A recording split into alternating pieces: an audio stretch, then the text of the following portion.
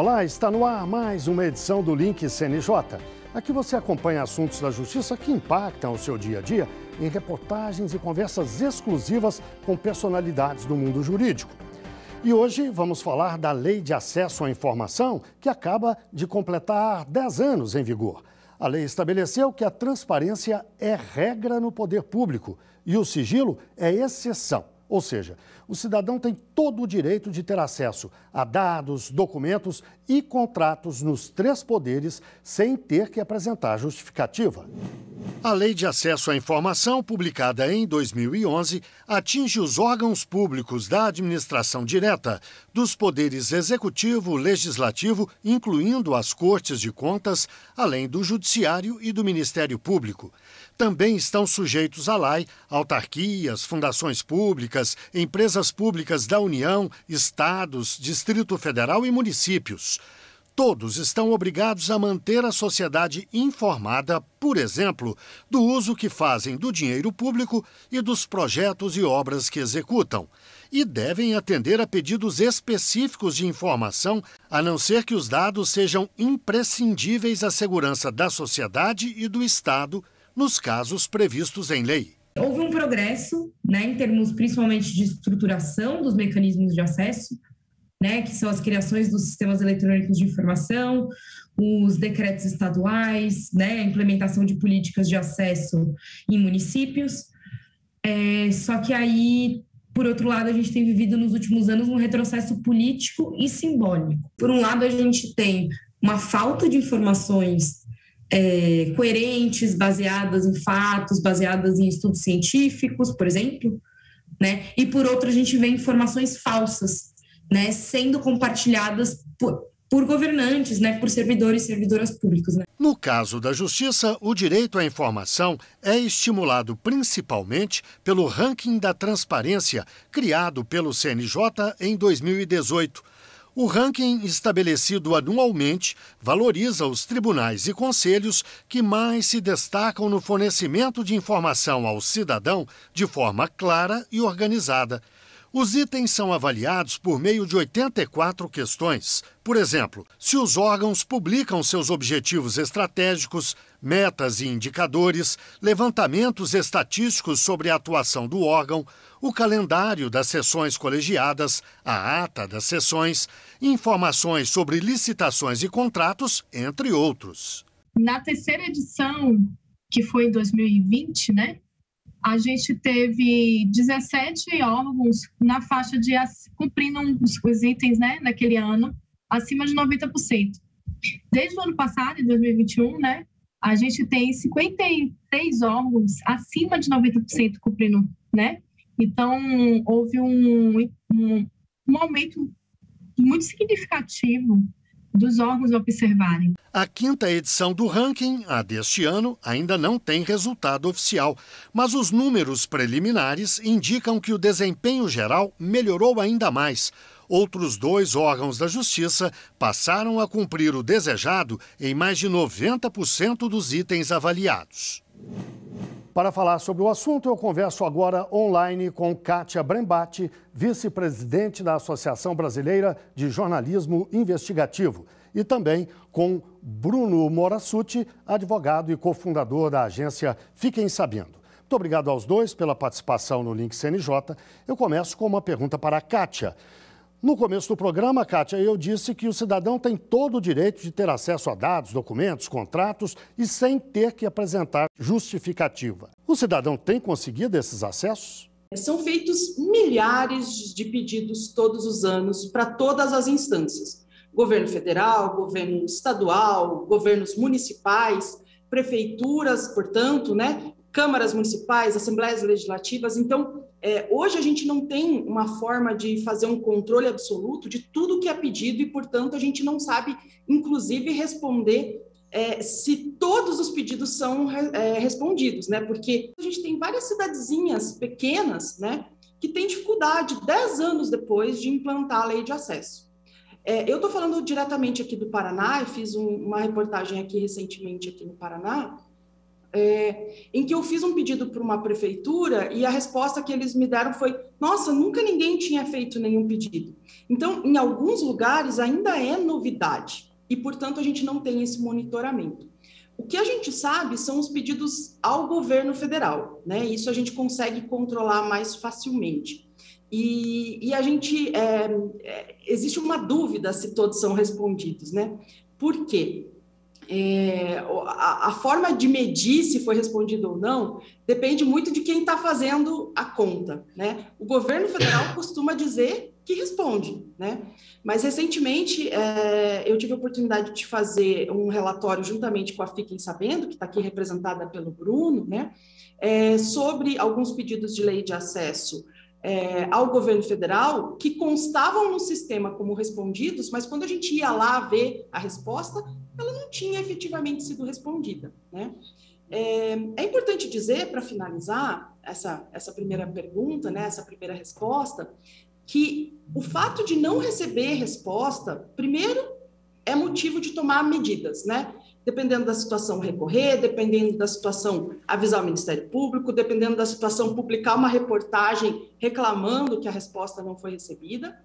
E não podemos deixar de insistir, de continuar fazendo pedidos. Não é porque uma resposta não foi recebida que a gente deve abandonar esse instrumento, que é um instrumento tão importante para a democracia no Brasil. Bruno, eu lhe faço a mesma pergunta. O acesso tem sido permitido, ainda que não haja estatísticas, como bem lembrou a Kátia, sobre o número de pedidos, e ainda mais em cada uma das 3 esferas de poder. Mas tem sido atendido de uma forma geral? Se não, onde é que é o maior problema? É na esfera municipal, estadual, federal? O que você pode nos dizer, Bruno? Olha, a gente avançou bastante com relação ao cumprimento da Lei de Acesso à Informação, né? Eu diria que desde 2011 a gente tem um avanço significativo, é muito mais fácil obter informações, né? Claro, né? Concordo com a Kátia, a gente tem muitos problemas ainda e muitos desafios, mas a gente não pode certamente comparar o cenário em 2011, em que a lei ainda era uma ilustre desconhecida, com hoje, 10 anos depois, né? Em que nós temos sistemas já mais organizados, a gente já tem servidores que estão, bem ou mal, assim, mais cientes de que tem que cumprir a lei de acesso à informação, né?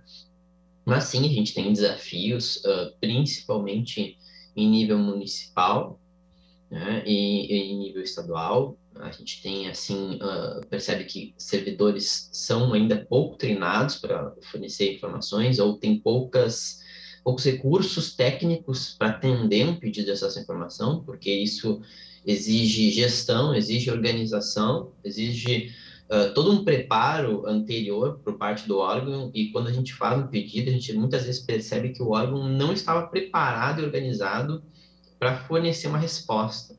E além, claro, dos municípios, a gente também ainda tem, infelizmente, alguns desafios no próprio sistema de justiça, né? Tanto o Ministério Público quanto o Poder Judiciário, embora tenham avançado bastante, o Judiciário em especial, desde a resolução 215 do CNJ, a gente ainda tem alguns tribunais que atrasam respostas para muito além do razoável, né?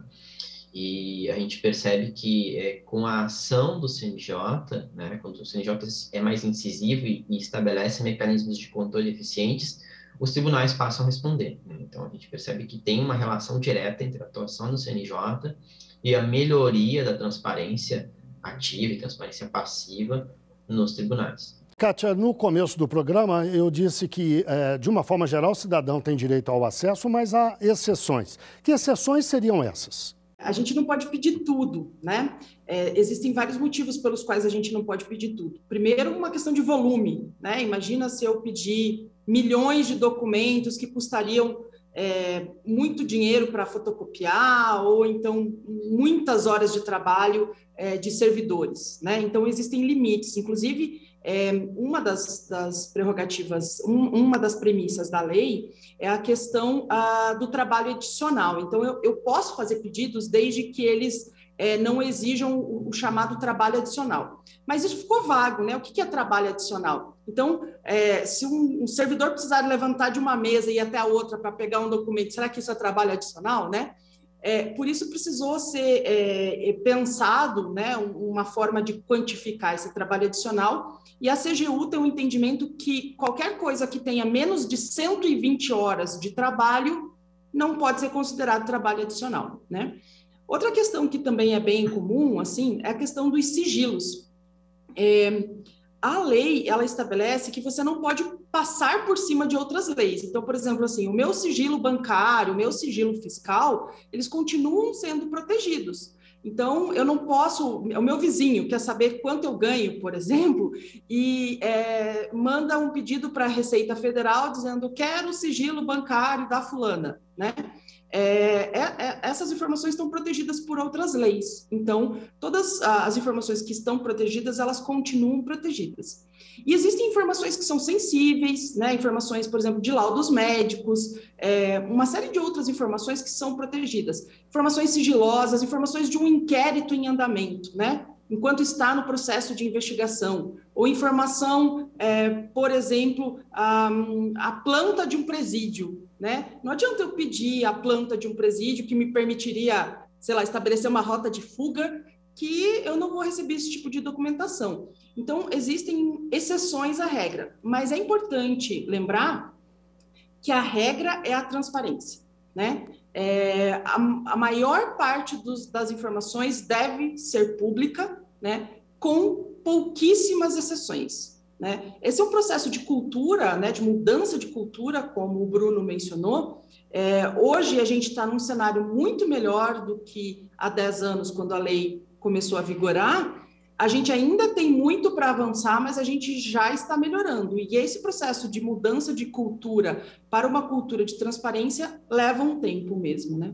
Bruno, você já começou a falar sobre a questão da transparência no caso específico do Judiciário. Ele pediria uma avaliação mais completa, mais ampla. O Judiciário brasileiro tem sabido atender à lei?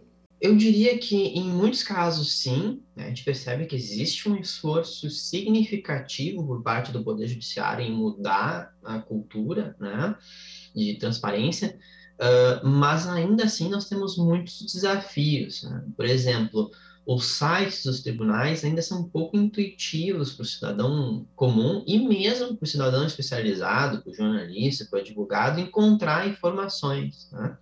Recentemente, o Poder Judiciário, por meio do CNJ, fez uma audiência pública para tentar estabelecer requisitos mínimos, né, de transparência e disponibilização de informações. Um exemplo clássico é o seguinte: se eu for tentar procurar a mesma informação no Tribunal de Justiça de São Paulo, no Tribunal de Justiça do Rio Grande do Sul e no Tribunal de Justiça do Amazonas, eu vou ter que fazer isso de 3 formas diferentes, né?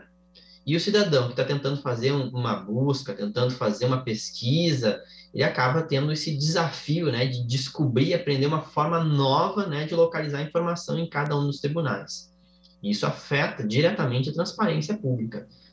Além disso, a gente percebe que muitos sistemas para solicitar informações, eles são um pouco intuitivos para a utilização. Parece, né, e a gente tem algumas pesquisas que apontam isso, que esses sistemas, quando foram desenvolvidos, não foram pensados com base na experiência do usuário, né? Não foi consultado um cidadão comum, né, para que ele dissesse assim: bom, esse sistema está difícil de usar, eu acho que seria mais prático se vocês colocassem assim, né? Ou então, por que vocês não utilizam já os padrões que são reconhecidos, né, pelo resto da população, já utilizando o sistema que o Poder Executivo Federal possui gratuitamente, né? Inclusive oferece gratuitamente para outros entes públicos. A gente tem esses desafios ainda, né, que eu acredito com certeza que nós vamos avançar, mas o Poder Judiciário, de modo geral, avançou bastante desde a edição da Lei de Acesso à Informação, e é inegável que hoje a gente tem outro cenário em matéria de transparência. Eu queria ouvir a sua avaliação também, especificamente sobre o Judiciário, Kátia, por favor. Eu tive algumas experiências de fazer alguns pedidos para o Judiciário e e não ter a resposta que eu imaginava, né? O que acontece? Primeiro, o judiciário, embora tenha a questão do controle, né? O CNJ, por exemplo, quando o CNJ surgiu, o CNJ estabeleceu uma série de regras de controle que fez o judiciário avançar. Né?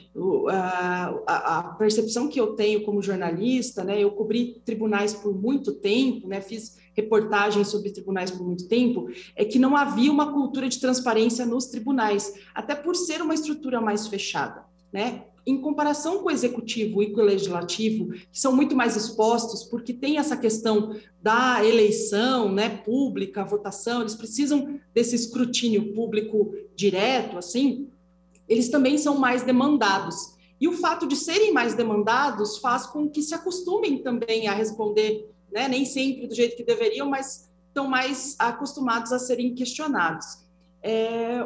O judiciário, no geral, costuma ser mais fechado. Então, perguntas do tipo, por que você quer isso, né? Por que você quer essa informação? Que está muito claro lá na legislação que você não pode exigir a motivação, a justificativa, e tem um motivo para você não exigir a justificativa, né? Imagina, por exemplo, um servidor de uma prefeitura de interior que vai pedir um documento para respaldar uma denúncia ao Ministério Público, por exemplo. Se ele tiver que se justificar, a justificativa poderia ser uma forma de não ceder o documento, né? Ou de dificultar a acessão do documento, né? Ou da informação, dependendo do que for. Então, a perspectiva é que o judiciário é menos demandado,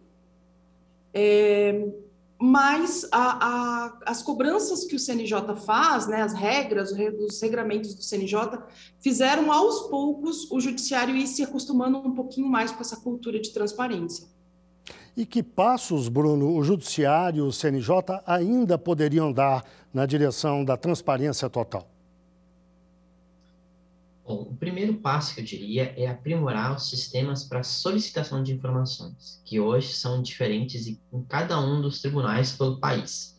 Esse é um primeiro passo. A gente já tem hoje um sistema que é bem consolidado, que é bem utilizado, que é o FalaBR, que é o sistema que foi desenvolvido pela Controladoria Geral da União, né?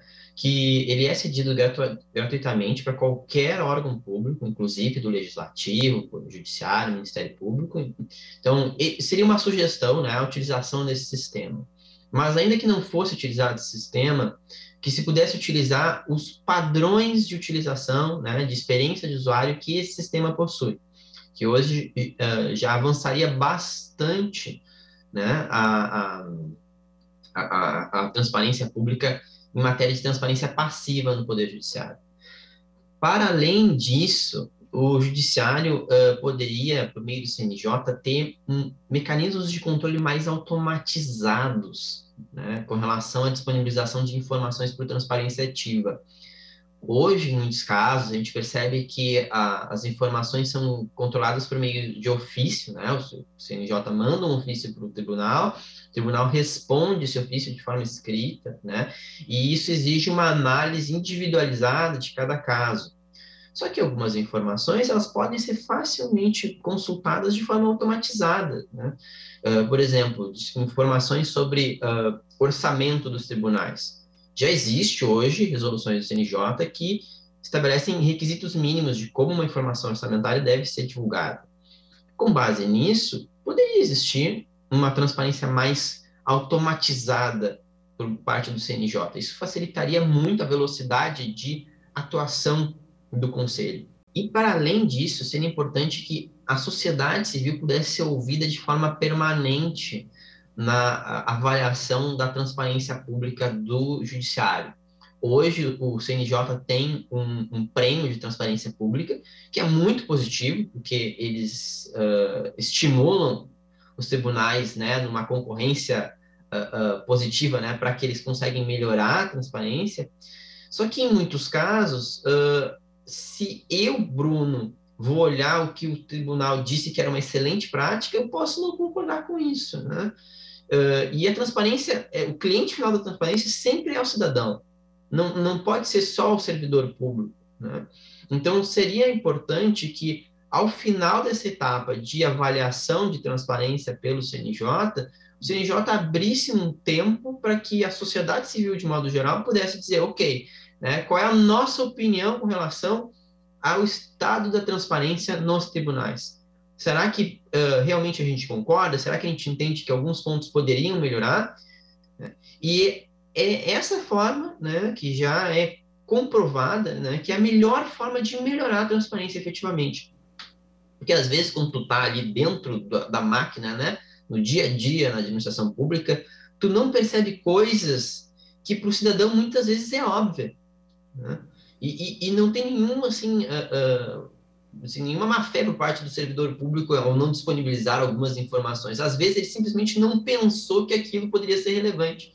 Então isso é bacana, quando a gente consegue abrir, né, para a participação da sociedade civil nesses processos de melhoria de transparência pública. Isso que o Bruno mencionou, de não ser uma resposta só para servidor, só para advogados, magistrados, promotores, né, procuradores, pessoas entendidas, operadores do direito, né, a linguagem ela precisa ser muito acessível e leva um tempo, né, eu acho que é um processo evolutivo, né, eu lembro que quando houve a divulgação de dados, por exemplo, de salários, né, eles vinham bastante bagunçados, assim, você não conseguia ter uma separação do que era algum tipo de benefício, auxílio isso, auxílio aquilo. Depois começou a ter um monte de penduricalhozinho, assim, um monte de asteriscos, como a gente chama, né? Então tinha um monte olha, mas isso aqui tem que ser olhado considerando tal coisa, e a partir das reclamações e das ponderações que foram feitas por especialistas foi evoluindo. Então, acho que o principal processo é reconhecer a lei de acesso como um instrumento bom, positivo para a sociedade, não como um peso, um fardo, né? Países desenvolvidos têm leis de acesso muito claras, muito eficientes, né? E ouvir a comunidade. Eu acho que esses são os principais pontos que podem avançar. Bem, chegamos ao fim da nossa entrevista. Eu agradeço mais uma vez a participação de Kátia Brembati, vice-presidente da Associação Brasileira de Jornalismo Investigativo, e também de Bruno Morassutti, advogado e cofundador da agência Fiquem Sabendo. Agora o link CNJ da Notícias da Justiça. Vamos fazer um giro pelos estados e pelos tribunais do país. A Justiça do Trabalho investe no programa de combate ao trabalho infantil. O programa usa a comunicação direta com a sociedade para conscientizar a população sobre as formas de trabalho infantil e sobre como denunciar esse crime. O objetivo é permitir que o Brasil cumpra o compromisso internacional que assumiu de erradicar o trabalho infantil até 2025. Segundo o IBGE, pelo menos 1.700.000 crianças e adolescentes entre 5 e 17 anos estão em situação de trabalho infantil no país. O Tribunal Regional Federal da Primeira Região, com sede em Brasília, avança na digitalização de processos judiciais. O TRF1 já digitalizou 89% dos autos físicos do segundo grau de jurisdição. São mais de 240.000 processos que migraram para o sistema PJE, o processo judicial eletrônico. Restam apenas 12.600 processos a serem digitalizados. O Tribunal de Justiça do Acre lançou o Convida, um programa que protege vítimas dos crimes de gênero. O programa prevê o acionamento de uma rede de apoio para dar atendimento mais eficiente e maior segurança às mulheres após o deferimento de medidas protetivas em audiências de custódia. O atendimento inclui o apoio de profissionais da assistência social e de psicólogos. A ação atende à meta 9 do Conselho Nacional de Justiça. É hora do CNJ nas redes. Vamos ver algumas das postagens que marcaram a semana nas redes sociais do CNJ. Olá, pessoal! Pensão alimentícia foi o tema de um post que deu o que falar nas redes sociais do CNJ. Essa pensão é um direito previsto no Código Civil, mas ainda é muito comum que alguns pais ou mães não cumpram com sua obrigação de pagar. Desde que entrou em vigor o novo Código de Processo Civil, a cobrança de pensão alimentícia ficou mais rápida e fácil, permitindo que haja maior desconto em folha, autorizando a inscrição de cadastros de devedores e a possibilidade de decretação da prisão a partir do primeiro mês de atraso. Por isso, é muito importante negociar sempre que estiver em dívida. Acesse a publicação e confira as nossas dicas para essa negociação. A preocupação com a população que não tem acesso à internet e, consequentemente, à justiça digital foi a base para uma nova resolução do CNJ. A proposta é que os tribunais instalem pontos de inclusão digital, especialmente nos municípios que não sejam sede de unidades judiciárias. A ideia é criar salas que permitam a realização de atos processuais, principalmente depoimentos de partes e testemunhas por videoconferência, além de atendimento pelo balcão virtual. Entenda melhor sobre o tema na publicação nas nossas redes sociais. A evolução da justiça digital e as experiências desenvolvidas pelo Brasil e por países da União Europeia serão tema do Seminário Internacional Brasil-União Europeia – Intercâmbio de Experiências em e-Justice. É a sua oportunidade de conhecer os avanços do programa Justiça 4.0 e entender como essas mudanças irão impactar o seu dia a dia. A programação conta com especialistas brasileiros e europeus que devem debater a digitalização da justiça. Não fique de fora, acesse as redes do CNJ e saiba mais. Por hoje é só e até a próxima! Vamos ao quadro Uma História, aquele momento em que um juiz ou uma juíza conta um caso que marcou a carreira dele ou dela. Confira a história de hoje. Eu entrei na magistratura do TJDF em 1995 e eu fui designada para a vara do júri de Ceilândia. E lá chegando, eu peguei um caso que tinha muitas testemunhas. Então, nós começamos às 14 horas e fomos encerrar às 9h30 da noite. E nesse dia, o que aconteceu? Era o caso, a vítima era uma moça. E a mãe dela estava lá para depor. E era uma senhora muito assim, demonstrando muito sofrimento. Ela queria só botar para fora aquele sofrimento que ela teve daquele fato da filha ter sido assassinada. Era em um bar, houve uma confusão e teve tiroteio e ela acabou sendo atingida. Eu olhei para o promotor, ele olhou para mim, o defensor também, e a gente entendeu que a gente não podia ser objetivo como a gente costuma ser nas audiências, porque era uma questão de desabafo. Porque normalmente o juiz comanda a audiência e de forma bem objetiva e transcreve para os autos só aquilo que interessa. A testemunha vai colocando o que ela pensa, mas a gente resume, consegue colocar assim, bem objetivo na ata de audiência, né? No termo de depoimento. Mas nesse caso, não, nós deixamos tudo assim do jeito que ela falava, do jeito que ela falou, porque a gente ficou assim com aquela ideia de que não dá para você interferir, cortar a fala de alguém que quer desabafar. Então, aí isso foi no começo da minha carreira. E aí eu percebi ao longo da minha carreira, de 20 anos de magistratura, que realmente é isso. A gente tem que ter o feeling de entender qual é a hora de você ser objetiva, profissional, extrema, e a hora de você abrir seu ouvido e ouvir e participar, demonstrar para aquela pessoa que ela está sendo ouvida. Esse depoimento, o que ele marcou em mim? Ele marcou em mim a questão da empatia, da compreensão, né? E também eu considero o seguinte, que quem assistiu aquele depoimento, todos, tinha gente assistindo, familiares, tanto da vítima como do réu.